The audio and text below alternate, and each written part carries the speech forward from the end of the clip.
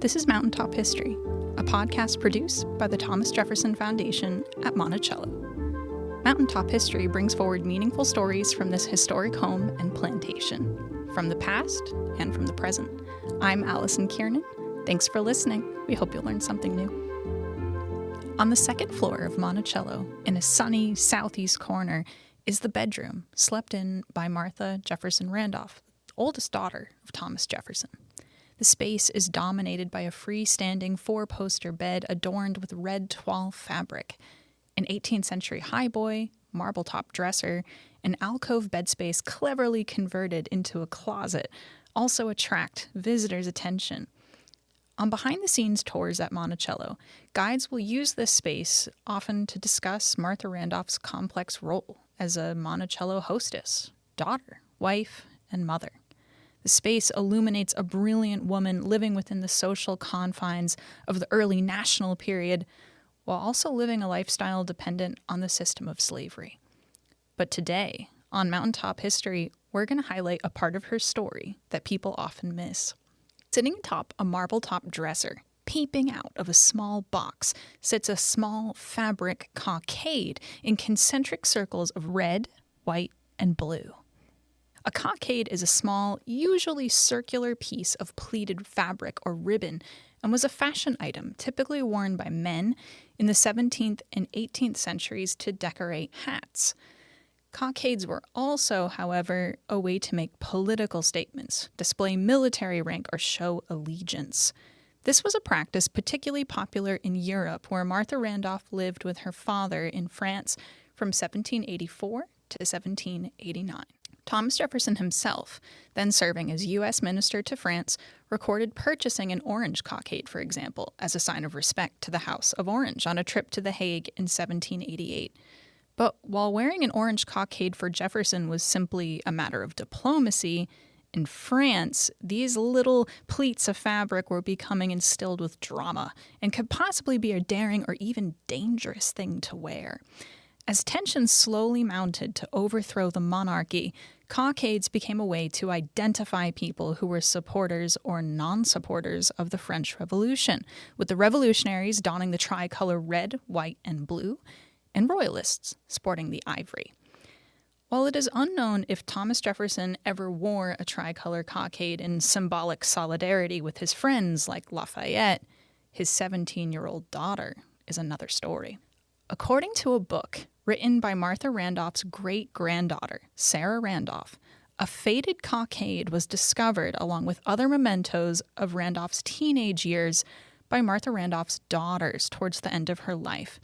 Surprised to find such a stirring symbol of the French Revolution, they asked their mother to explain, who in turn, quote, related its history, which simultaneously revealed her own history. The cockade opened the door to the life of a teenage girl whose social network touched some of the great figures of late 18th century France.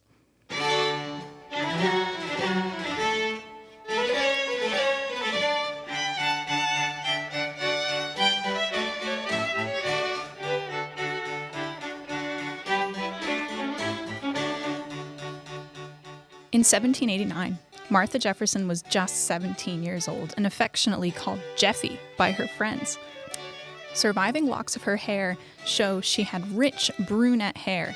Later paintings reveal hazel eyes and a pretty smile. She was young, likable, and according to descriptions, quote, passionately fond of dancing. Thomas Jefferson even had a rule that she must only attend 3 balls a week and, quote, it mattered not how tempting the 4th might be.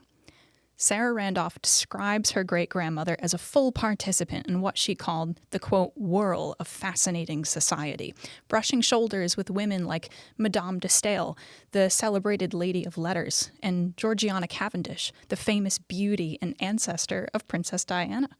Apparently, on seeing Martha Jefferson, the Duchess said that it pleased her to see another woman, quote, as tall as myself, perhaps an inherited Jefferson trait. Despite having spent the last 4 years of her life at a convent school in Paris, Martha Jefferson had not lost her zest for fun. She had made friends with the nieces of the Duke of Dorset, the ladies Caroline and Elizabeth Tufton, after whom Tufton Farm at Monticello would later be named. These social connections, along with her father's position as minister to France, had launched her into elite social circles and high society life.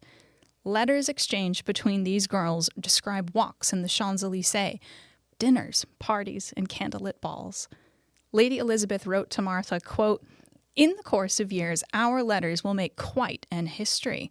I think we had better not publish them separately." But being in these circles on the eve of a revolution placed the daughter of the U.S. minister in a delicate situation. According to Sarah Randolph, Martha Jefferson, on one occasion, was invited to dine with Queen Marie Antoinette herself at the home of the Duke of Dorset, who also had an eye for Martha. The Queen was set to appear, quote, incognita at the dinner, yet Martha Jefferson ultimately had to refuse the invitation under the excuse of illness. Whether or not Martha Jefferson was actually ill, or if Jefferson thought the daughter of the man who wrote the Declaration of Independence probably shouldn't be dining with a queen, without whom Jefferson claimed, quote, there would have been no revolution, is unknown.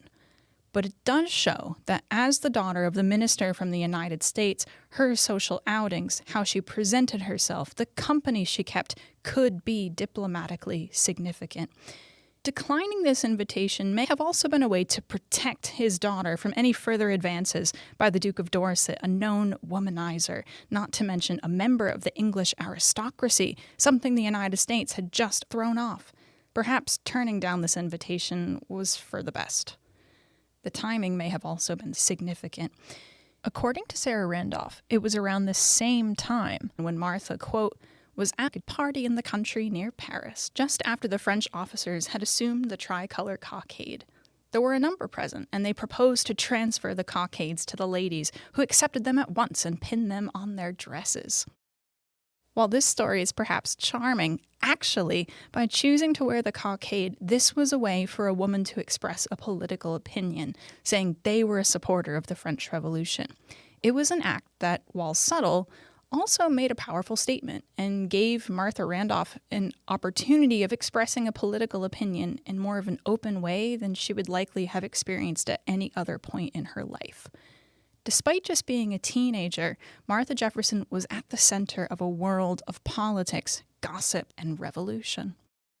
While the cockade would certainly have been something dangerous to have worn to the Duke's dinner party had she gone, it is unknown if Martha continued wearing the cockade on any other occasions following the country party in the summer of 1789. But revolution and drama were never far from Martha Jefferson. Around the same time, according to Sarah Randolph, Martha Jefferson witnessed the procession of Louis XVI's carriage through the streets of Paris following the storming of the Bastille. According to Sarah Randolph, Martha Jefferson was standing in a window with her friends to watch the spectacle, yet shortly after the king's carriage had passed, quote, there rose a noise which they could not account for. At last it reached the ears of the part of the crowd nearest them, and was taken up by those who heard it. Lafayette! Lafayette! Was the cry. As Lafayette rode down the street, young Martha Jefferson was standing high up in a window and was the only person in the crowd that he acknowledged. Lafayette apparently got off his horse and gave the daughter of Thomas Jefferson a gallant bow. Her great-granddaughter wrote, quote, never before nor afterwards did she receive a bow of which she was so proud, and, quote, her young friends declared they were filled with envy. As tensions continued to grow in France, Jefferson was becoming especially eager to bring his daughters back to America. The Jeffersons left Paris just days before the famous Women's March of October 5th, 1789, without having a chance, as Jefferson's letters reveal, to say goodbye to some of their closest friends. Recognizing that in a 4-mile-an-hour world and an ocean that could take a month to cross between them, they would probably never see their friends in France again.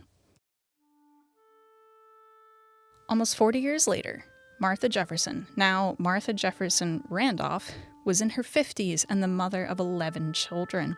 She had devoted the majority of her adult life to supporting her father and educating her children at Monticello. Having lived nearly 4 decades now in rural Virginia, she must have felt that her days in Paris had been like a dream. Reality, however, came rushing back in 1824 when an aged Lafayette made his famous return tour of the United States and stopped at Monticello. Members of Thomas Jefferson's family, neighbors, guests, and members of the enslaved community assembled on the lawn to greet him. An 81-year-old Jefferson and Lafayette famously ran into each other's arms and wept. Ascending the steps of the portico, Lafayette then saw Martha Randolph, possibly for the first time since that day on the street in Paris. According to a neighbor, Lafayette, quote, kissed her hands repeatedly and spoke many kind words as she received him with a grace peculiarly her own. Following her daughter's discovery of the Cockade, likely in the 1830s, it was probably tucked away in a box and has not resurfaced since. Unfortunately, the Cockade that peeks out of the box in Martha Randolph's bedroom today is not the original that she pinned to her dress in the summer of 1789. But the story of her entanglement with the French Revolution, queens, soldiers, dukes, and all, lives on. On November 17th, 2024, Monticello will reenact Lafayette's return to celebrate the 200th anniversary of this moment. You can buy your tickets now at monticello.org. This has been another edition of Mountaintop History, a podcast produced by the Thomas Jefferson Foundation at Monticello.